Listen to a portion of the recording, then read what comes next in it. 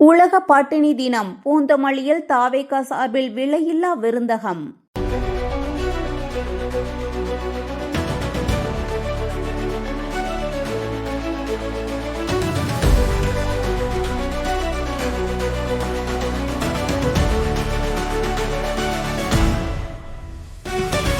உலக பட்டினி தினத்தை முன்னிட்டு தமிழக முதலமைச்சர் ஜோசப் விஜய் அவர்களின் உத்தரவின் பேரில் பூந்தமல்லியில் தமிழக வெற்றிக் கழகம் சார்பில் விலையில்லா விருந்தகம் நடைபெற்றது.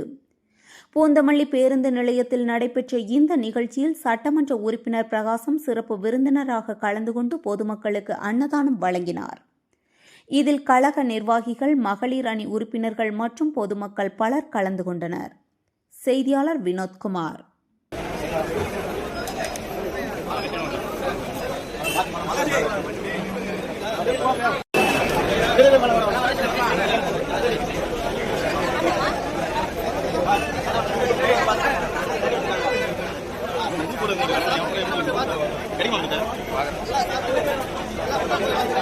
திரும்பிட்டு அதுக்குள்ள